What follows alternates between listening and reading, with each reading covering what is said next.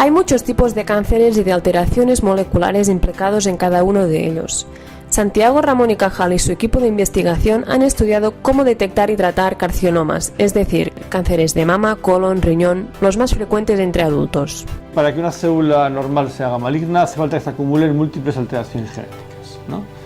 Y algunas de estas alteraciones genéticas sabemos que siempre tienen que estar implicadas con una de las rutas de bioquímicas básicas, que es la ruta de señalización celular o cell signaling. Desde los factores de crecimiento celulares, receptores a dichos factores de crecimiento que están en la membrana, así como múltiples factores que llevan esa señal proliferativa, como una carrera de relevos, se van pasando el testigo de unos a otros hasta el núcleo o los ribosomas.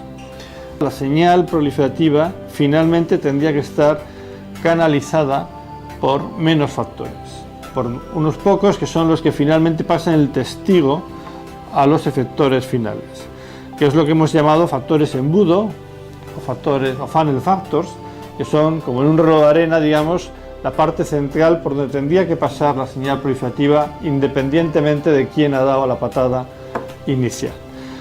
Y nos hemos centrado en estudiar toda esta vía y especialmente aquellos factores embudo que pensábamos que podrían estar implicados, incluyendo las familias del 4-EBP1 y el EIF4E fundamentalmente. Dicho estudio les ha llevado a encontrar que la presencia de 4-EBP1 y EIF4E en la célula indica la existencia de carcinoma.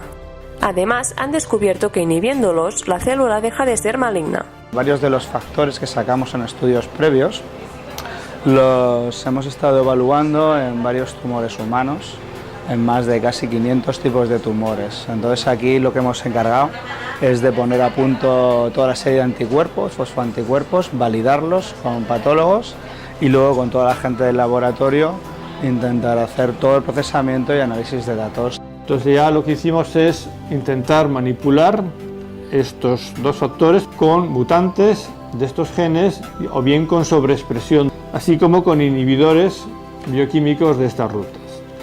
Y lo que vimos es que a nivel más básico se demostraba la importancia de estos factores, dado que controlando su activación veíamos también una clara correlación con viabilidad y muerte celular. Los buenos resultados de esta investigación les animan a aplicar el mismo planteamiento con otros tipos de cánceres. De esta forma aumenta la esperanza en la lucha contra el cáncer.